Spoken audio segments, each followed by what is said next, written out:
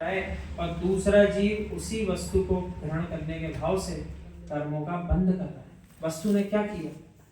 अब जिसने वस्तु के स्वरूप को जाना कि इस पुद्गल द्रव्य ने क्या करा, ना हमें राग कराया ना हमें द्वेष कराया, ये तो हम स्वयं ही कर रहे हैं इसके पीछे। तो जिसने इस बात को जान लिया वो राग द्वेष करना बंद कर देगा। और जब तक जो वस्तु को नहीं निहारेगा उसमें राग प्रवृत्ति को ही अपना मानेगा, राग द्वेष करता रहेगा और संक्लेशित होता रहेगा। संसार ऐसे ही चलता रहेगा। इसको जैन आगम में आवृत्ति का सिद्धांत का क्या कहा है? कोई भी द्रव्य आप देख लो, गाड़ी हो, पंखा हो, कुछ भी ले लो आप दादाजी, कितनी बड़ी से बड़ी मशीन हो, फ्रिज हो, कूलर हो, एसी, सब में आवृत्ति का सिद्धांत है। घूम घूम घूम, वैसे ही आवृत्ति का सिद्धांत जीव के अंदर भटक रहा है 84 लाख में, आवृत्ति का सिद्धांत। और जिस दिन शून्य आत्मा पे जिसकी दृष्टि जिस दिन चली जाएगी, ये सब कुछ नहीं, सारा घुमाओ फिराओ सब बंद करो, शून्य कुछ भी मेरा नहीं, जो जिस दिन स्थिर हो जाएगा उसी दिन भगवान बनने के मार्ग पे आगे बढ़ जाएगा। जब तक आवृत्ति का सिद्धांत चलता रहेगा ऐसे ही 84 लाख योनियों में घूमता रहेगा, गोल गोल भटक रहेगा। ये अहोभाग्य है कि हमारे जीवन में जिन श्रुत और निर्ग्रंथ गुरु की आराधना के परिणाम हो रहे हैं और तद अनुकूल हमारे लिए निमित्त भी उपलब्ध हो रहे हैं। अब देखो, भाव होना भिन्न विषय होता है और वैसे निमित्त मिलना भिन्न बात है। अपन से पूर्व भी आजादी के बाद जितने जैन कुल के जीव थे भावना सब पाते थे, पर ऐसा बताते हैं ऐसा काल भी आया था भारत में आजादी के आसपास, मात्र 5 वीतरागी क्षमा थे। कितने थे? आचार्य विद्यानंद जी स्वामी हुए थे ना, जो मयूर पिच्छी की जगह सफेद पिच्छी था, उनके काल में ऐसा काल भी आया था, बताते हैं बीच में गिनती के 5 या 6 महाराज जी पूरे भारतवर्ष में थे। नगरों के नगरों को कभी जिंदगी निकल गई उनकी, लेकिन कभी वीतरागी गुरु के दर्शन नहीं हुए। होते तो थे पर उनके नगरों में कभी नहीं आए, क्योंकि इतने साधन भी नहीं थे ना। तो जिस स्थान पे थे उसी क्षेत्र में रहा करते होंगे, तो अन्य नगरों में तो दर्शन भी नहीं मिले। सो यहाँ वही पंक्ति लिखी है, अब पढ़िए आप इस पंक्ति को फिर से। ये अहोभाग्य है कि हमारे जीवन में जिन श्रुत यानी जिनवाणी और निर्ग्रंथ गुरु की आराधना के परिणाम हो रहे हैं, ये तो ठीक है, बहुत लोग के होते हैं, और तद अनुकूल हमारे लिए निमित्त भी उपलब्ध हो रहे हैं। जिनवाणी मिल गई, सुनाने वाला मिल गया, निर्ग्रंथ गुरु मिल गए, उसके बाद भी जिसके भाव जागृत नहीं हो उसकी होनहार तो फिर वो जाने और अपने भगवान से स्वयं पूछे कब मोक्ष जाना है। तो सबसे पहला प्रश्न तो स्वयं से करना पड़ेगा, क्या मुझे यानी मेरी आत्मा को मुझे मोक्ष में स्थापित करना है या ऐसे ही घूमना है?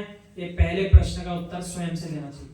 जिसको हृदय से लगता है कि नहीं बहुत भटक लिए, दुख बहुत है, सब कुछ छोड़ना ही ठीक है, उस जीव को आगे बढ़ना चाहिए। जिसका मन ही स्वयं उत्तर दे रहा है कहाँ दुख है, आनंद तो आ रहा है, बढ़िया जीवन चल रहा है, सब खाने पीने को मिल रहा है, जितनी बार चाहिए उतनी बार मिल रहा, घूमने फिरने मिल रहा, सारे द्रव्य है, सब संपत्ति है, वैभव है, यश है, क्यों छोड़ना?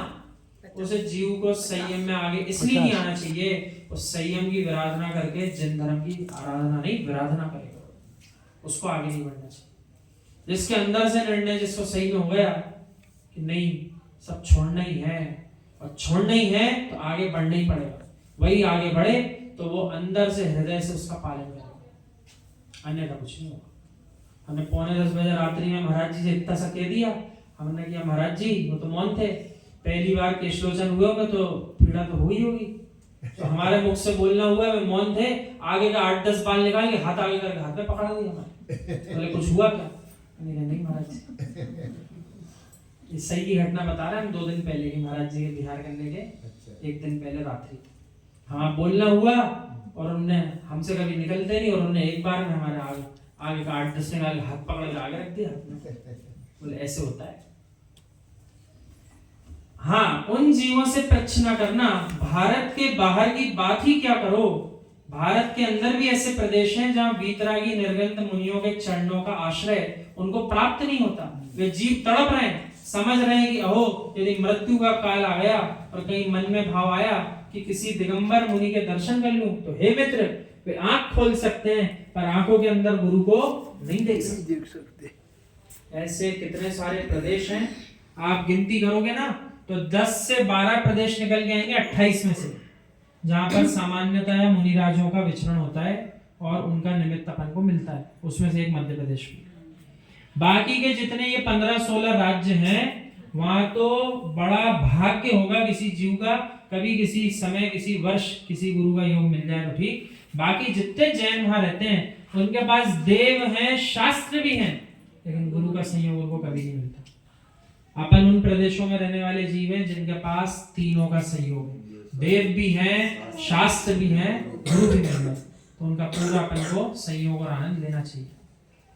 ये आपका अहोभाग्य है कि जिस क्षेत्र में आप जन्मे हो, जिस भूतल पर आप हो, वहां सहज ही सदशास्त्र, जनागम और निर्ग्रंथ गुरु का समागम आपको प्राप्त है। अपने पुण्य की अपने आप को प्रशंसा करना चाहिए, क्योंकि उस पुण्य के माध्यम से आगे के लिए और पुण्य बनेगा। कि जैसे इस पुण्य के काल में मैं अपना भाव जनवाणी और गुरु की सेवा में लगा रहा हूं, ऐसे ही पुण्य का मेरे पास तब तक संग्रहण रहे